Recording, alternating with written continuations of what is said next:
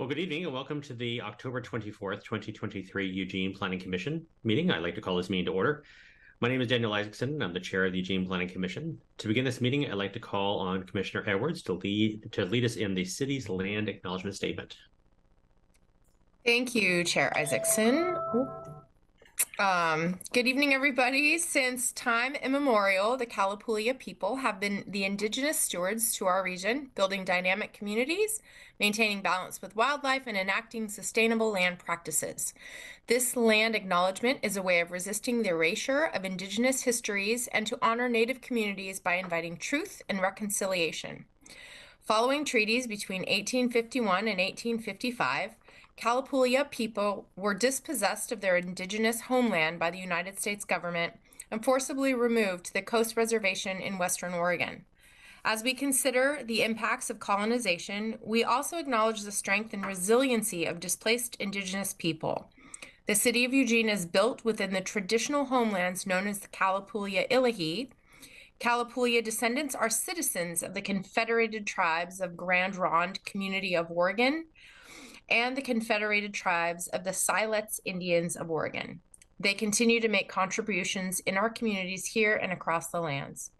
We express our respect for the inherent political sovereignty of all federally recognized tribal nations and indigenous people who live in the state of Oregon and across the nation.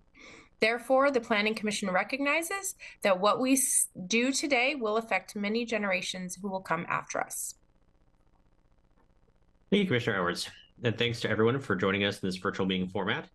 At today's meeting, the Planning Commission will elect a new chair and vice chair and receive an overview of some of the Planning Division's major projects. There are several housekeeping announcements and instructions related to the meeting format that I need to take care of first. Anyone wishing to join the meeting online can do so by following the instructions listed on the agenda for this meeting. Planning Commission meetings can also be viewed by watching the live stream available on our website or broadcast on Comcast Channel 21. For those who are joining via the computer, device, or phone, your microphone, webcam, or phone are automatically muted when you enter the meeting as an attendee. We will not be holding public comment at tonight's meeting, but if you have any comments you wish to get to the Planning Commission to have us see, please send them to any of the planning staff listed on the agenda. Our first item will be elections of the chair and the vice chair. Are there any nominations for chair? Commissioner Ramey. Thank you, Commissioner Isaacson. I might be out of order here. Is there anyone else want to speak before I make this nomination for chair? No. Okay. I would like to nominate Commissioner Edwards for chair of the Planning Commission. Second. Okay. I guess I assume we're going to. Does anybody else wish to nominate anybody else? No? Then let's call the vote. All those in favor of nominating Commissioner Edwards to be our new chair for next calendar year, raise your hands. All those opposed. Congratulations, Madam Chair. It is all yours. Sorry about that. My mouse couldn't find the mute button, but thank you all. I appreciate it. And I'm very excited to serve as the chair of the Planning Commission. So I'm going to take over now, and I'm going to ask if there are any nominations for vice chair.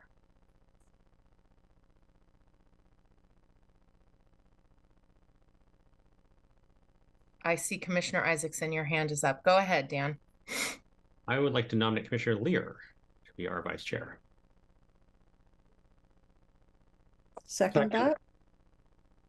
Okay, we have Commissioner Lear nominated by Commissioner Isaacson, seconded by Commissioner Fragola. Is there any discussion? Does Commissioner Lear accept the nomination?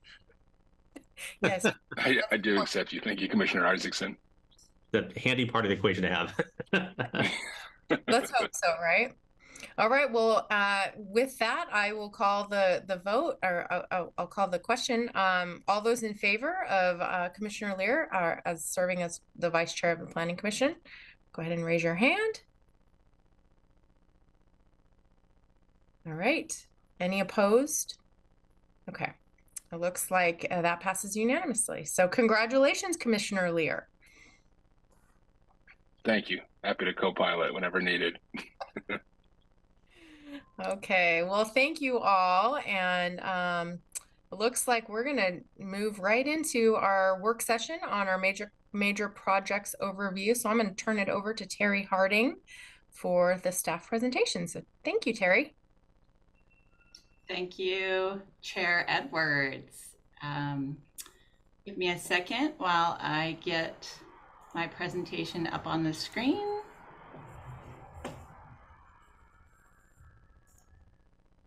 Start the presentation. Okay. Are you seeing the presentation and not my notes? No, you're not, probably. How about now? We see your notes. Now we do not. So now I think you've got it. Okay, great. So I'd like to introduce a number of staff who are going to play a role in this presentation. We're going to be talking about the Planning Division's major projects and the timeline associated with those projects. And these are long-range planning projects. So they are mostly projects that are staffed by our community planning and design team, of which I am the principal planner. And I'd like everyone to turn on their cameras while I get this. You might all be there. Sorry, hold on a sec. Trying to make this big enough so I can see everyone who has their camera on. There we go. Sorry, really touchy mouse. There we go. Okay, now I can see everyone's smiling face. Wonderful. Okay, so I'd like to introduce everyone, and when I call your name, just unmute and say hello and what your role is with the city. Let's go to Heather. I am Heather O'Donnell. I'm a senior planner in the planning division on the community planning and design team, and primarily managing the growth monitoring program and also working on the projects you're hearing about tonight. Great, let's go to Rebecca. Hi everyone, Rebecca Gershow, senior planner, formerly known for urban reserves. Moving away from that and talking about other projects tonight. Good to see you. And Leah. Hi, good evening, commissioners. Leah Rausch. I'm an associate planner on the team, have primarily been working on climate-friendly and equitable communities, in addition to what you're going to hear about tonight. Thanks. And Stuart, our newest hire planner. Good evening, commissioners. Stuart Warren. I'm an associate planner on the community and design team, and looking forward to telling you about the fun projects I'm working on tonight. And lastly, Zoe. Hey, good evening. My name is Zoe Godin-Dalton, and I'm an assistant planner with the community planning and design team. Was working previously on urban reserves, helping Rebecca, and now I'm shifting over to a parcel-specific land use map. I'll talk to you more about. Thank you. Great. So we're gonna pass between several of us talking about each of these projects that are in this diagram here that we sent out to you ahead of time. So it would be great if we could hold your questions until the end. So we'll get a kind of a high level overview. We'll go through each of these bars, and then we'll have time for your questions, and we can go back to whichever staff member has the answer to your question. Now, as Rebecca alluded to, now that urban reserves is adopted, growth monitoring is up and running, and the River Road Santa Clara neighborhood plan is in the adoption process, it's time for some new projects to launch. There are many interrelated topics and overlapping deadlines, but some common themes in the work you see displayed here. Those themes include housing, housing, and housing. No. Mostly joking, but there is a lot of work related to housing, and it's a very high priority for the state and for every city within the state. Other themes include affordability and prosperity, climate resilience, and equity. And we'll touch on all of those things as we start to talk about these projects. We're beginning to coordinate our public involvement. how we talk about this work, and it all relates to our strategies for managing urban growth and development. So we came up with a new phrase, urban growth strategies, as an umbrella name to talk about this set of work. And tonight we're going to walk through each bar on the graphic and then answer your questions in the end. I'm going to start by handing it off to Leah. Thanks, Terry. So I'm going to walk through the first couple of rows or projects on the overall timeline. We're going to start kind of narrow and then start to work our way kind of up to bigger picture projects. So you've heard about climate-friendly and equitable communities a little bit already, but given the intertwining goals between all of our citywide urban growth planning and the climate-friendly and equitable communities, or CFAC requirements, we're really looking at how we can integrate these two projects for a more cohesive approach to our housing and growth management planning. Climate-friendly areas selection and designation will serve as one of these urban growth strategies within the larger work program. And you all have heard about climate-friendly areas a little bit from me in the past, so I'll keep it brief, but just as a reminder, this year we're working on our study to identify and assess the most promising locations for climate-friendly areas across the city. The CFA study at this point is primarily a technical analysis, and it considers all of the state requirements and where in Eugene can really meet those criteria. Starting next year in 2024, we'll begin the process to actually select Eugene's climate-friendly areas, which will include community engagement, a recommendation from you all as the Planning Commission, and a decision from Council to adopt the final climate-friendly areas. To meet the intent of the CFAC rules, we plan to get kind of a selection or a decision from Council by the end of 2024. Adoption, we expect, will require amendments to the land use code, as well as new policies and a climate-friendly areas element within the Envision Eugene comprehensive plan, which the team will talk about more tonight. We also expect some revisions to our transportation system plan as a part of climate-friendly work. Staff intend to adopt these plan and code amendments alongside other components of our upcoming urban growth planning work in 2026. Importantly, climate-friendly areas designation won't be static, so the city will monitor and potentially increase areas under this designation during future urban growth boundary analyses. Internally, we've really been thinking about climate-friendly areas as one tool in our larger toolbox. So CFAs are one kind of policy measure that we'll be working to identify, develop, and refine in 2024 and 2025. These policy measures look to use residential and employment lands more efficiently. So we generally call them land use efficiency measures, a very wonky term.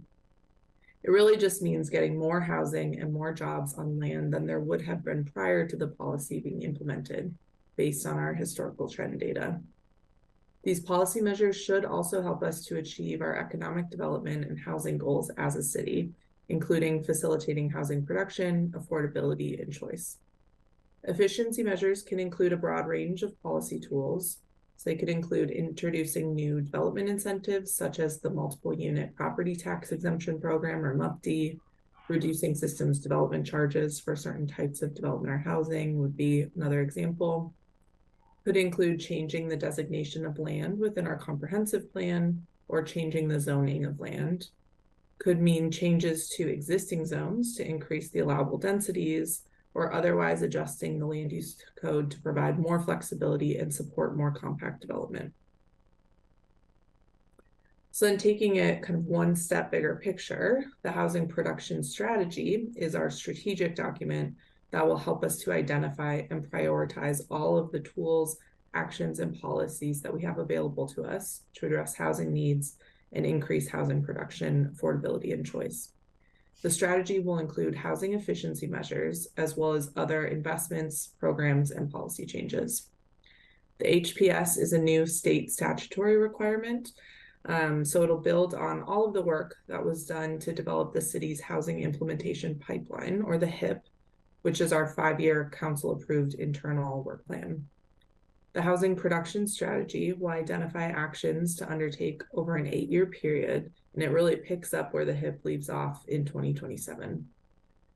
Similar to the HIP, the housing production strategy will look at actions that address housing needs for both rental and home ownership for a range of income levels, from people experiencing homelessness to market rate housing production. It'll also consider the preservation of existing affordable housing and the protection of residents at risk to housing displacement. So with that, I'll hand it off to Heather to talk about exactly how we'll determine those housing and other land use needs. Great, thanks, Leah. Let's see. I think, Terry, can you go back a slide? There, perfect. So we're on the housing capacity analysis bullet. So moving into some of the more technical components of this work and a little bit bigger picture, this work will also result in 3 land supply studies, one for housing, one for jobs, and one for other miscellaneous urban land needs. The land supply studies pull together what our needs or our demand are for the next 20 years and how we will actually meet that need. So for housing needs, after the HPS work, the housing capacity analysis will begin. It's a very technical document that details Eugene's housing unit needs for the next 20 years and equates that to an amount of land that we need to accommodate future housing development. It also estimates how much of that housing need is likely to be accommodated on Eugene's supply of what we call buildable land. And so like vacant land or partially vacant, which is larger lots that have some development on them. So this analysis is also, I want to point out, near and dear to my heart because it's strongly informed by our growth monitoring program data, which is pretty exciting. The housing capacity analysis plus the land use efficiency measures that Leah just talked about together become our housing land supply study. And this would also include any necessary urban growth boundary expansion, which we'll touch on later in this presentation. So as far as timing goes, we're timing the housing capacity analysis to start near January of 2025, when the state will be publishing new 20-year housing projections and new housing planning rules for cities. These new rules will implement the state's recent draft Oregon Housing Needs Analysis, or the ONA that you see on this slide, which includes a new methodology for estimating our housing needs. It starts with identifying future housing needs for the entire state and then allocating those needs to each city's UGB. So another key difference with this new method is that it will provide a forecast that is really a more complete picture of our housing needs. The current rules require that we plan for new housing based just on projected population growth, and that's the last bullet on the slide, and that's what we did last time. Those are the current rules. The new method also provides a forecast for how much new housing is needed to address previous years of underproduction of housing in the community, as well as housing units for people experiencing homelessness. And so just to give you an idea, based on the draft numbers, the new forecast in total with those 3 buckets that are bulleted on the slide, it's likely to double Eugene's housing projections compared to if we were only planning for new housing for population growth. This legislation also now requires cities to complete housing planning for our urban growth boundary every 8 years. And so luckily we have the monitoring program in place. It will inform this review and help us do that more regularly and hopefully more efficiently than if we didn't have the program. And the companion to the housing study is the employment land supply study. So the economic opportunities analysis is the very technical piece of the study, similar to the housing capacity analysis. So it lays out what Eugene's employment or jobs needs will be for the next 20 years and equates that to the amount of land needed for future employment development. And then it also estimates how much of that need is likely to be accommodated again on Eugene's supply of buildable land. Again, this analysis is strongly informed by our growth monitoring data. And since there's no new rules coming out associated with this work, like there is for housing, the economic opportunities analysis will begin in 2024, running alongside the efficiency measures discussion Leah mentioned. And so those two things together make up our employment land supply study, again, including any necessary expansion for the urban growth boundary. And while it's not on this slide, the third land supply study will look at 20-year needs for other urban uses like schools, utilities, and parks. So we'll be working with our partners to determine what those needs are for the next 20 years. And then together, these three studies make up the entirety of our urban growth boundary land needs for the next 20 years and how they will be met.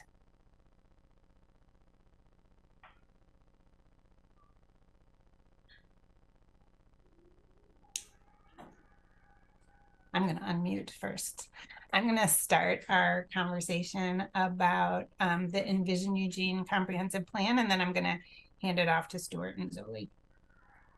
So for those of you who are newer to the Planning Commission, the Envision Eugene Comprehensive Plan is our overarching policy document for land use planning within our urban growth boundary.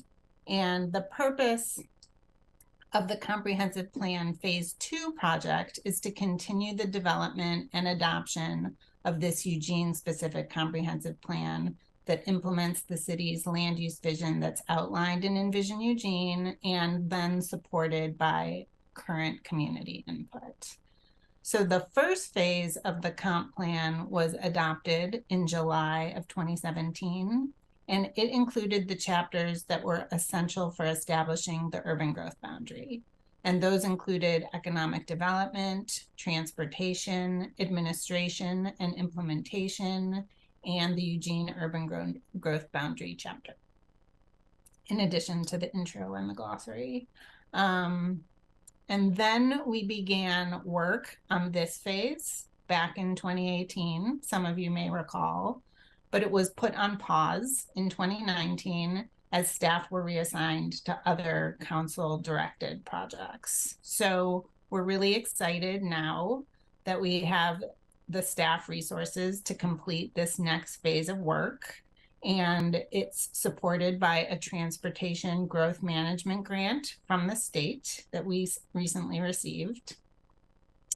So I'm going to let Stuart talk about this phase of the comp plan project a little bit more in detail, and then Zoe will talk about the land use map work, which is a component of the comprehensive plan, but it's a major project in and of itself. So we're managing it collaboratively, but separately.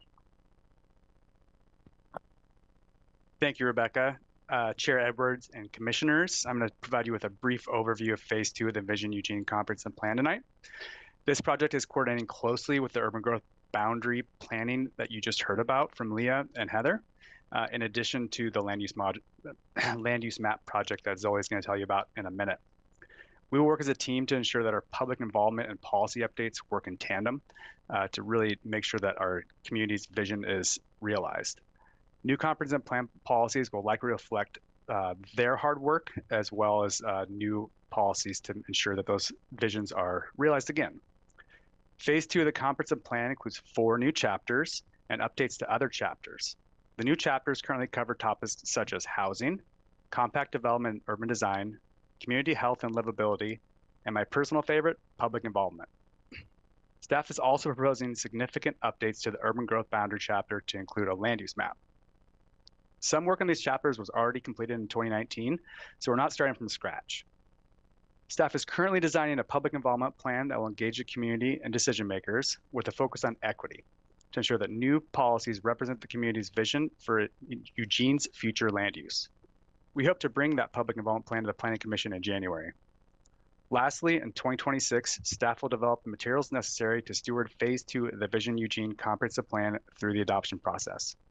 And now I'm going to turn it over to Zoe to talk about the land use map. Great, thank you. So as Rebecca and Stuart mentioned, as part of phase 2 of the Envision Eugene Comprehensive Plan, we're working on a parcel-specific land use map that's going to define land use designations and policies for land within Eugene's urban growth boundary. Currently, as you may know, we rely on the Metro Plan diagram, and this Metro Plan diagram serves as the adopted land use map for Eugene, Springfield, and Lane County areas that are within the Metro Plan boundary but are outside of the UGB. This diagram, however, is only accurate at an 11 by 17 inch scale, which in turn makes it challenging to determine land use designations. This creates uncertainty for property owners, developers, decision makers, and our community, which leads to more time, cost, and delay for development. So to address this issue, we've initiated the land use map project to clarify and determine land use designations at a parcel-specific level that are shown on both the Metro Plan diagram and on adopted refinement plans. The clarified land use map, along with policies governing the map and its designations, will be adopted into the Envision Eugene Comprehensive Plan. And by doing this, we can provide better clarity and certainty for all stakeholders. I also wanted to note that we're following in the footsteps of Springfield, which is currently going through the adoption process for their parcel-specific land use map. And I'm going to hand it over to Heather. Thanks, Oli. So a few other components that kind of bookend the work that you're seeing on the overarching timeline that was attached to your AIS. In the beginning is the buildable lands inventory. We've actually already started to inventory our land supply. And again, that's primarily focused on identifying where our vacant and large underdeveloped lots are and what their capacity is for future development. In this case, we are not exactly sure when we're going to complete the inventory because it takes quite a bit of work to do, as Commissioner Edwards can attest to being on the ETAC. And we really want to make sure the timing of its completion makes sense regarding when we'll get our new housing projections in 2025. So we haven't updated that on the timeline. We're still kind of waiting to see how that plays out. And I'll kick it to Rebecca. Yeah, so the other piece on this timeline here in gray is a potential UGB expansion analysis. So if there's a need, if all of this work that we just described shows us that there's a need to expand the urban growth boundary, we will look first to the land inside our recently adopted urban reserves. So we're going to undertake a state-directed expansion analysis, considering how much and what type of land we need to expand for. And new rules for how exactly to do this are due by January of 2026. So we know generally, based on our past experience and based on urban reserves, but those rules are being updated. And at this point, we know that we believe that we have until 2029 to have a new urban growth boundary, if needed, adopted. And we're working with the state to confirm this deadline, and we should know more around the beginning of next year. And now Terry's going to talk about public engagement. Awesome. Thank you, everyone. So as you have heard, there are several different projects, but very related. So we are launching this multi-project public involvement process, trying to be efficient and aligned with our approach and keeping equity front of mind. By that, we mean we don't want to keep asking the same folks to weigh in one at a time over several years. We want to provide some structure and efficiency to the way that we're asking the community to engage and let people know how their input will be used. While we're doing that, we'll be coordinating with our housing planning projects and our partners in community development, such as on the rental housing survey, which has just recently gone out to the community. We're collaborating on a public meeting at the Planning Commission meeting in December, which is about our status as a severely cost-burdened community, and working together with those planners on the engagement around the consolidated plan, which is our housing plan in 2024. We'll be doing communication and coordination with other teams such as transportation planning, and our sustainability office, and of course, our Office of Equity and Community Engagement. As mentioned, we're also working with the state on not only the TGM grant that Rebecca mentioned, but another housing grant that we're still working through the details on as far as how much and what the scope is of that funding. But it's very good news that we've been awarded grant funding for our housing work. Also, as Stuart mentioned, we'll be coming back to the Commission in January to talk about a couple of these projects. Probably first, we'll have Leah talking about the CFA study. And then later in January, we'll bring public involvement plans for the UGB and comprehensive plan projects. And those will be complete public involvement plans like you've seen before, with goals, objectives, methods, timeline, the whole thing. That is the end of our overview presentation, and we're going to move into questions, and I'll stop sharing. If you do want me to bring a slide back up, I can do that, but to facilitate discussion, I'll stop sharing. Thank you. All right, thanks everybody. Do I have any commissioners with questions right off the bat? I don't see any hands. I'm going to ask a question. And this is great. I really appreciate all this. And I also noticed and Commissioner Fragla and Commissioner Bailing, I see you both. So just, I'll get to you in just one second. Thank you for the Halloween graphics. Those were great. I noticed them. I don't know if anyone else did. I wanted to ask a question, and maybe if you all, there's a fair amount of new commissioners on the Planning Commission, and it occurred to me as I was like listening and getting kind of excited about these 4 new chapters of the comprehensive plan. And maybe you guys could share a little bit of the background about the fact that there were, I don't even know how many chapters there were in total that we were to be implementing as part of that work. And I believe we have 2, is that correct? We have 2 that we had adopted. Anyway, I just thought maybe if there's an opportunity for staff to just kind of give a little bit of a background on how that work kind of came about and just kind of what it all encompasses, because I think it's so that's my main question. And I think I'll leave it at that, and then I'll call on Commissioner Fragla after staff can respond. Great. I'm going to ask Rebecca to answer that question. Sure. And then Terry, you can fill in with any political backstory as appropriate. So we started the comprehensive plan process back in 2015, I believe, with direction from City Council. It really started before that when Eugene and Springfield separated and we needed a new urban growth boundary. And so because we needed a new urban growth boundary, we needed a new comprehensive plan to provide land use policies for within that urban growth boundary.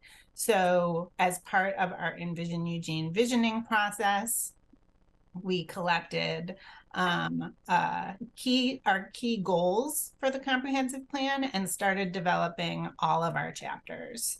And then we realized we need to get our urban growth boundary adopted. And with our limited resources, what we can do right now is to adopt the first, I think, 4 substantive chapters with the urban growth boundary adoption back in 2017. So economic development, transportation, which was the TSP, the Transportation System Plan, administration and implementation, which is where the growth monitoring program is detailed out, and the Eugene Urban Growth Boundary chapter, in addition to administrative updates. Then we started again on the rest of the comprehensive plan in late 2017, early 2018, and our intention was to complete the entire comprehensive plan. And then there were housing projects and River Road Santa Clara projects that needed more staff attention than we had resources. And so we pulled staff off at that time. We felt that it was really ripe right now to adopt these at least 4 to 5 remaining 4 to 5 chapters. There are still 3 chapters remaining. There is going to be a phase 3. So adopt the chapters right now that we really need to adopt to go with the housing and UGB work that we're doing right now. So that's why we're looking to adopt the housing chapter, compact development, community health and wellness. There's a lot of talk around that, a lot of need in the community, and public engagement or public involvement. And so, plus the land use map will be its own major component of the comp plan. We have another phase, which sort of shows on the big diagram, not on the little diagram. The TSP, the Transportation System Plan, is going to get updated and amended into the plan. And then we will have a few additional chapters yet to do: natural resources, resilience, and public facilities and services. And we will devote staff time to those in the next phase. Was that enough info or too much info? No, that was great. I don't know how everyone else feels, but I think that was really helpful and I appreciate it. So, okay. Commissioner Fragola. Yes, thank you. So thank you very much for the information and the overview. I really appreciate how integrated the approach is to all of this, to be strategic and really be coordinating all the efforts that need to be done for planning.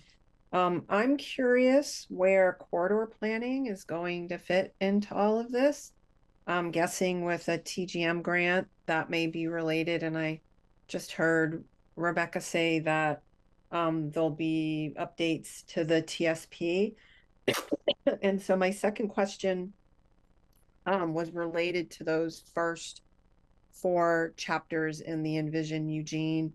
With the time that has passed and all of the work that is being done, how many of those chapters, in addition to the transportation system plan, do we expect might experience updates? Why don't I take a crack at the first part and then back to you, Rebecca, for the 4 chapters and how much they'll be updated. Corridor planning will have part of it addressed in the policy work in the comprehensive plan. So there will be policies in the compact development and urban design chapter. However, the zoning and code work will be more closely related to the climate friendly areas and land use efficiency measure work.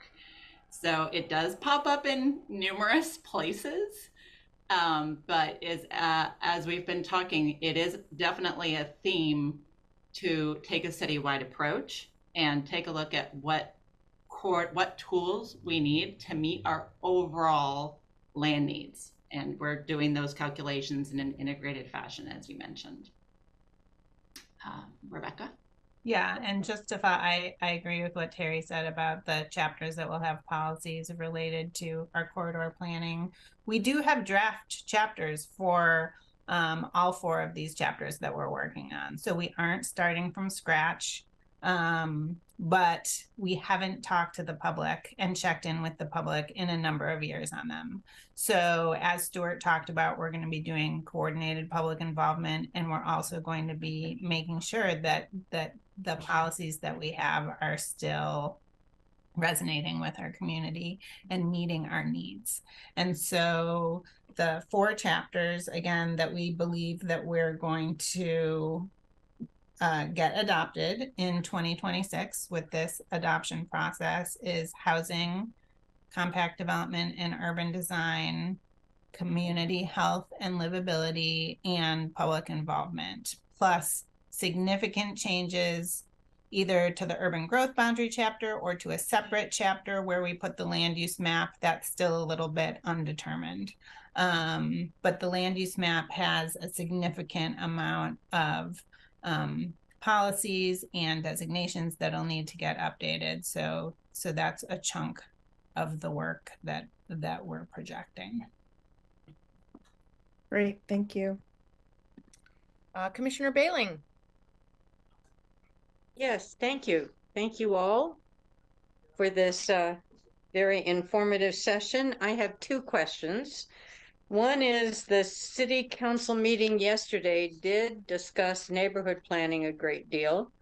And I wonder where that lives in the planning department's work. And then I have a specific question. After that, I have a specific question for Heather. Great, thank you. Yeah, so Commissioner Bailing is mentioning the City Council session on neighborhood planning, which was yesterday, October 23rd. You can watch that session on YouTube or the city's website. Alyssa, our planning director, and Fabio Andrade from Office of Equity and Community Engagement presented that to the council. And the gist of it is proposing the next neighborhood planning efforts will be action focused and integrated across departments, and they would begin being led by Fabio's team. So they have the staff to begin outreach process and capacity building with neighborhood groups and other stakeholders. So that's my understanding, is that the beginning work would be led out of the Office of Equity and Community Engagement. You made a great point that our work plan seems to be pretty full, and we'll be working really closely with all our partners to support the work that they're doing. But given where we are in the adoption of River Road Santa Clara, it is a next step to figure out how to integrate the work that we will begin doing with the River Road and Santa Clara communities once their plan is adopted. They are several steps ahead of any other neighborhood that would just now be beginning capacity building and community outreach. So it is a next step, but I think you make a good point that it's an ambitious amount of work that we're undertaking. All right, thank you. And Heather, when you were talking about housing need, if I understood you correctly, you made the statement that if you looked at all three of those areas, our need would be twice as much as just considering need for new population. And I thought that's like, wow. So is the bulk of the need then for prior need identified that was never developed, as opposed to for homelessness? I mean, can you break down the other two categories? Yeah, so I'll see if I can put my fingers on that quickly. First of all, what I would say is that the numbers are still draft. And so the draft numbers indicate about 30,000 new units that Eugene would be planning for. And so for context, when I was talking about half, what I meant was our current urban growth boundary for 2012 to 2032, we were planning for about 15,000, a little over 15,000 new homes. So that's where I got the doubling from. The draft numbers, again, they're draft. They're going to be updating all of this, all of these numbers. But it was 30,000 total, almost 20,000 for just addressing growth, and then about 8,000 for existing underproduction in past years, and then about 2,000 for folks experiencing homelessness. And so again, I expect those numbers to change, but those are the numbers that we're working with when we start thinking about how much we need to really get from our land use efficiency measures and our housing production strategies. Thank you. Heather, can I just ask a follow-up? And in what period of time does that represent? The 30,000 or 15,000? It was for 2018 to 2040. Okay. And Thank so you. again, that will be updated. All right, Commissioner Lear. Yeah, I was curious about the CFAs. I know we've addressed CFAC primarily in recent months, looking at the parking rules, but I was just curious for maybe like a little brief overview of what that narrowing and selection process looks like. I did see the FAQ, which was helpful on the city website, but I'm really specifically curious about what's going to happen with community engagement and to what extent it's more department driven or commission driven or driven by those community engagement opportunities. Yeah, that's a great question. And I'm going to come back to you all in January. We're looking at to do a full update on the climate friendly areas study, which is what we've been looking at so far, that technical analysis. In that technical analysis, we've identified basically like 9 large areas that fit or are close to fitting the criteria as required in the rules, based on zoning, based on access to transit, existing development regulations, some other factors. Those areas far exceed what we are required to designate as climate friendly areas. So the process will really be first going out to the public and saying, you know, which areas make sense to you, which areas kind of fit within our existing policies and plans, which areas are kind of ripe for redevelopment. And then throughout that narrowing process, we'll come back to you all with check-ins over the course of the next year to inform some of the policy decisions that need to be made to further narrow those areas. I think Commissioner Fragola, you asked last time I talked about climate friendly areas about whether this will be a kind of transformational tool or whether it's kind of tweaking our existing zoning and policies. And I think that policy decision still is hanging out there. So that's one of the first things we'll really need to talk through with you all, as well as with the public. In terms of what the community engagement looks like, we are, again, thinking about climate friendly areas as one tool in the toolbox. We have a lot of different policy measures that we could leverage in different parts of the city, and some make more sense than others. So climate friendly area might make a lot of sense downtown, and it might not make as much sense out in a neighborhood center.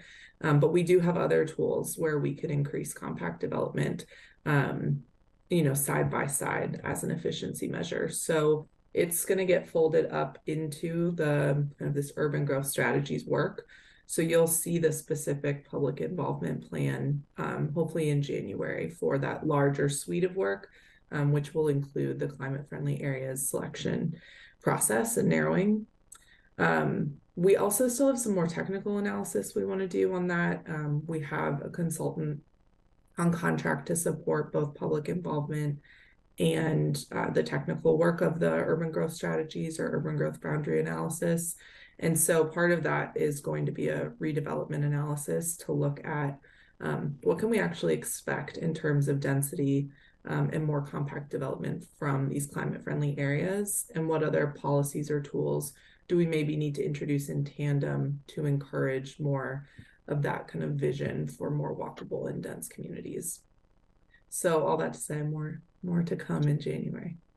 Yeah, a little follow-up question just about the remark about Commissioner Fragola's previous question.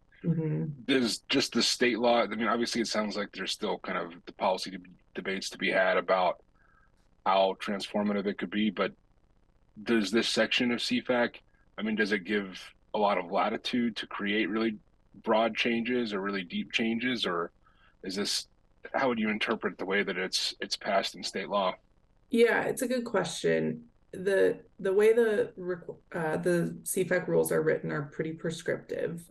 So they will require specific changes to our land use code. I will say that we are already doing a lot of that work. Our current zoning in our commercial areas downtown on the corridors already allow for the heights and the densities that climate friendly areas require.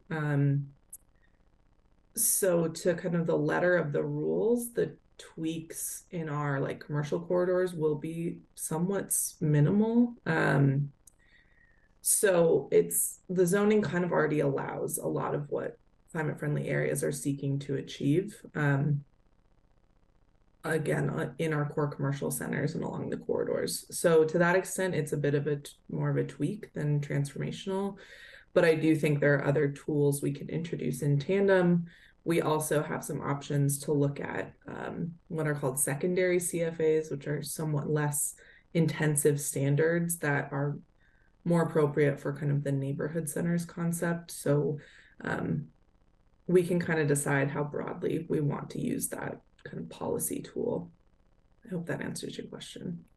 Yeah, I might just add a teeny bit onto that, and that is that I think part of your question is, can we do more? And the answer is yes. If that was part of your question, we can always do more. It's just part of the overall policy discussion about what tools we want to use, like Leah was saying. Yeah, I should also mention the state requires us to zone a certain amount of the city as a climate friendly area based on the zoned capacity for housing. We will pretty easily achieve that kind of baseline just by looking at downtown. So there's also a level of like, we could go further and zone more areas than we're required to by the state, to Terry's point. Okay. Commissioner Fragla. Just in response to Commissioner Lear's question about the comment that I had made, I think Leah explained it really well in that we could easily meet the climate-friendly area requirements given to us by the state just by identifying downtown and be, check, done. Okay, good to go. But the question I posed was like, what is going to be the willingness to go beyond identifying the areas we've already done the work to moving to the areas where that could benefit from the work to really take advantage of the opportunity to do some transformative work around climate and equitable communities and taking action in that regard. So that was kind of what I was thinking about when I asked that question. So we've done good work already. So how can we do even more and do even better? Yeah, thanks, Commissioner Fragles. Commissioner Beeson. Thanks. And thanks to you all for all of this information and all the organization. All of this is pretty complex and clearly interrelated. And it is interesting to see how many times the word housing appears in all of this. I've got a couple of questions. I guess the first one, Terry, I'm wanting to go back to the public involvement piece you were talking about at the end. You had a slide that, and you talked about public involvement kind of covering everything or permeating it all. I forget the words you used, but you talked about it covering kind of all the components. And I'm just, I guess, looking for a little clarification there. When I was reading through the material before the meeting, I saw public involvement with the last project. I'm thinking public involvement clearly is all through all of this work.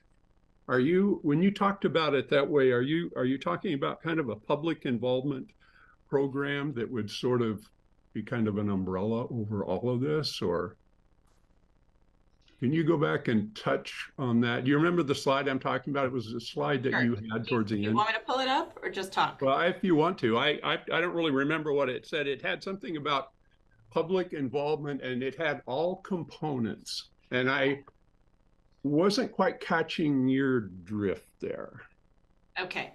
Well, I think the main point I'm trying to make is that, yes, there's public involvement in all of our work, but given the interrelationships between the different projects that we've been showing on the different bars, we think it's beneficial to approach this in an integrated way so that we can talk with the public and you all and all the many stakeholder groups, including underrepresented groups that are specifically part of who we need to and want to reach during all of this work, so that we can talk about it with all of those groups in a way that makes sense and is clear in terms of using plain language and helping people understand that we're not trying to complete a line item in our work plan in isolation of the other line items in our work plan. That really is, you're seeing our brains, sort of the inside of our thought process when you look at this chart, Okay, well, because we're exciting. honestly still working on it and still working on how each of the projects will interrelate to one another. But I think we will start really digging into that when we bring you the public involvement plans in January.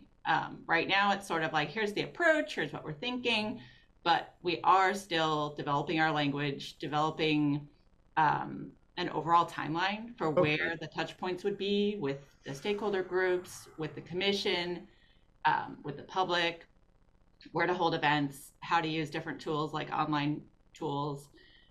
So all of that is very much on our minds. And I think it is fair to call it a public involvement program, but I was trying to describe it as an integrated public involvement approach for projects that are interrelated within this suite of work that we're calling Urban Growth Strategy. Well, that's fair enough. That helps. And you'll be coming back in January with a kind of a public involvement plan, and maybe you can kind of look for it then. Can I ask one more question? Of course. On the land use diagram, that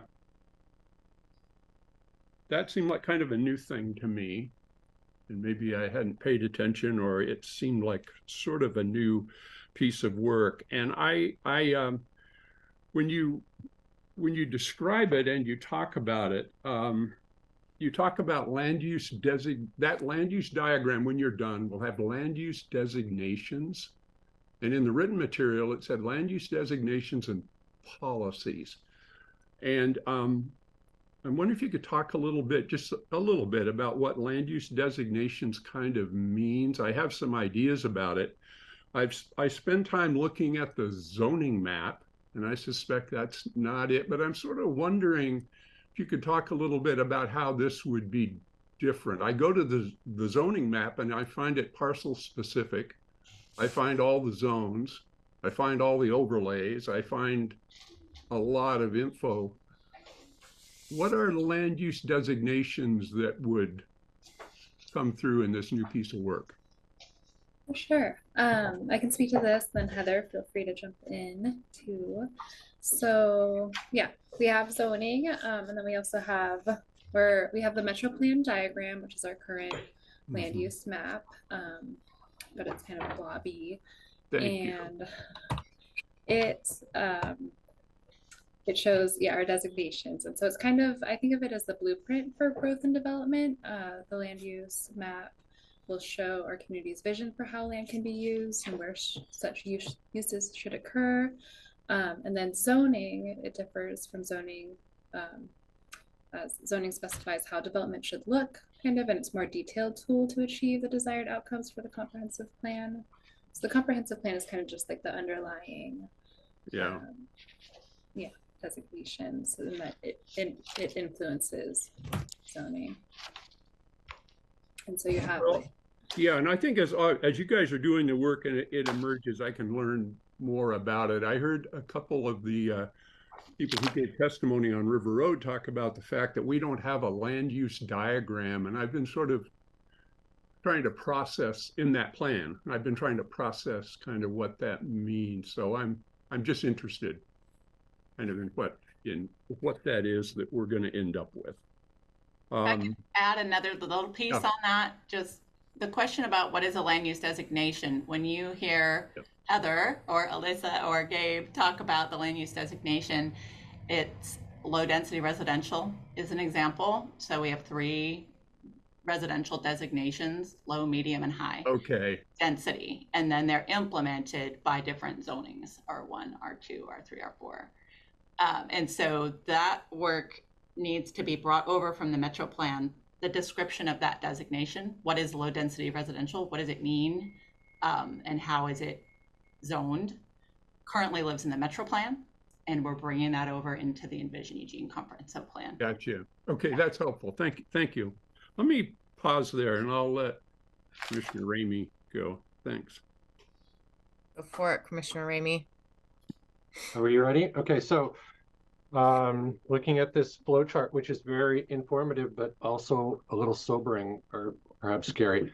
Jerry, I'm looking at 2024, and if you kind of look back and squint at it, and that's how you use these at the highest level, there's no room there. I mean, particularly compared to 2025, 2026, et cetera, they start to loosen up and you think, okay, this is a little more practical.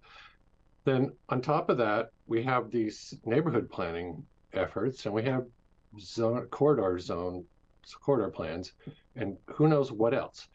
So you begin to wonder, well, how do we make priorities within this list? And is there any step of planning you're doing that will inform that? And I'm going to give you a really bad example. If you looked at the climate-friendly area exercise and you said, hey, you know what, let's do the state minimum, we're already doing pretty good at this.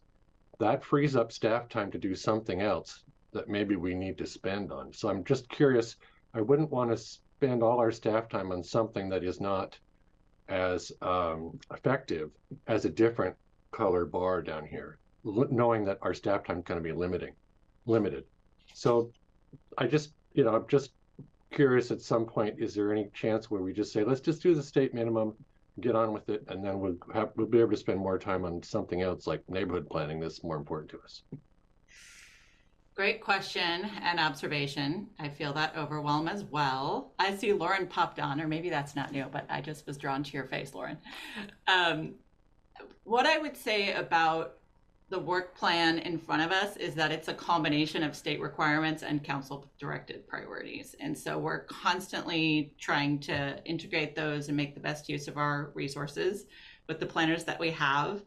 Huge kudos to our grant writers this year, because we're really lucky to be among the cities that are getting, I would say, well funded to do some of the work that has been handed to us, and to fund work that we think is a priority. So the comprehensive plan, for example, has been pushed aside, and the land use map has been pushed aside by other priorities over the years, often by a council priority or just a big community need that we need to, switch horses in the middle of the race.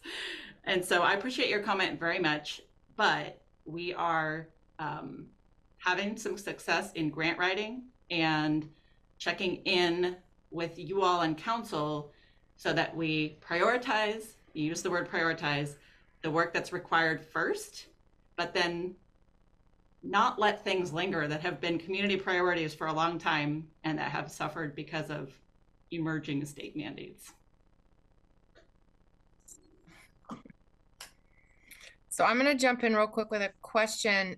Do you all feel like the cadence of our meeting, I know we have kind of like twice a month regularly scheduled expected meetings. I'm just curious because I know our cadence has been a little, hit or miss, and I'm just curious what we should expect over the next year or so. What are your thoughts? Well, we've scheduled you out for till 2029. So I'm just kidding. But yeah, we try to keep you busy, but keep you to 2 months, 2 meetings a month. And then sometimes land use applications come in that just require us to schedule extra meetings. But that's our current plan, is to stick with 2 meetings a month. Okay. Well, that answers my question. Any other questions from the commissioners, or? Let's see. Oh, I do. Commissioner Beeson and actually Commissioner Fragola and then Commissioner Beeson. Go ahead. Yeah, I just have kind of a curiosity question. I feel like when I first joined the Planning Commission, we were bogged down in like so many appeal decisions or land use decisions, and it just seemed like those were going on constantly. And it seems like there's a lot less of those. And I guess I'm just curious, can we attribute some of that to having clear and objective code? Fingers crossed. Commissioner Fragla, I would like to say yes. I'm not sure that's the only piece of the puzzle. I think, and maybe Heather or Terry can speak to this a little bit more knowledgeably than I, but land use applications tend to sort of ebb and flow depending on what the market is doing, depending on, so we had COVID, we had very expensive construction for a while. So my guess is, and I think that the city tends to sort of lag behind a little bit the trends. So as construction increases, then all of a sudden we see kind of our appeals increase and applications increase. So my guess is that we will enter a new cycle at some point where those start to kind of come back to the Planning Commission more frequently. But I agree with you. I think we have been in a little bit of a lull recently on the kind of quasi-judicial land use application side, which has been okay because we've had a lot of legislative work to do. So. Great. Commissioner Beeson. Yes. This is one of those questions that's going to take me down somewhere. I'm not sure quite where I'm going. This is my last question, by the way. Housing capacity analysis and housing production strategy. So when I read through that in the material, I've been thinking back over the last couple of years. I think, as that came out in the legislation that it had to be done, I've been thinking that I want to be cautious here. I don't want to at all imply that you guys didn't organize the work right. I'm going to be really. I thought you would do a housing capacity analysis to determine what kind of buildable land or how much of it we have or what kind of capacity or capability we have in the community. And with that, once you knew that, you would then do a housing production strategy to determine if you're going to build more inside the community through doing various kinds of things, infilling and whatever it all is, and possibly amend the urban growth boundary or some kind of combination of that. But when I looked at your slide and as I listened, I just would like you to talk a little more. I sort of feel like they're kind of flipped. Can you talk about that just a little bit? And appreciate, I'm asking the question really carefully.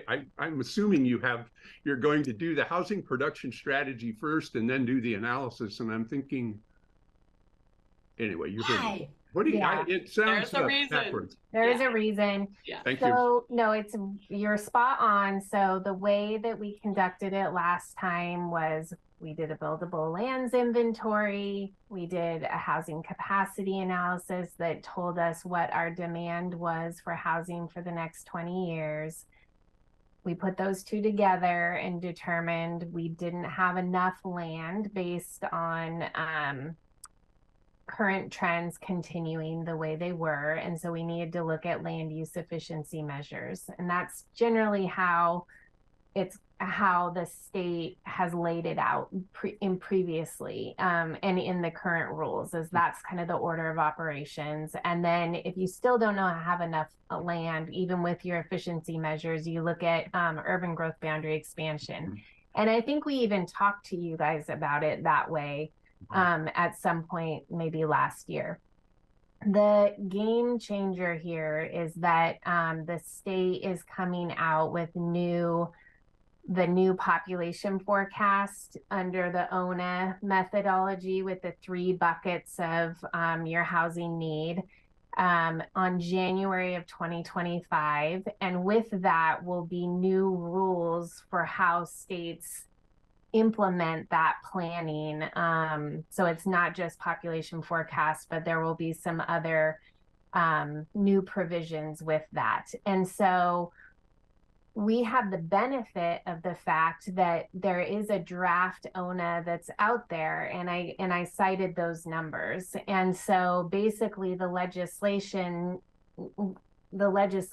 said, recognize that, okay, we can do an ONA. We have it out there where you start at the state level and then trickle down the housing need to all the different cities. So we demonstrated that that can be done. And so what the legislation now is directing is for the state to put that into new rules. But we still have these draft numbers. And so in a way, you can kind of say, well, we have a draft demand in the ONA. It's 30,000 units. That's going to change a little bit once they do the final version of the ONA, which we'll get in January of 2025.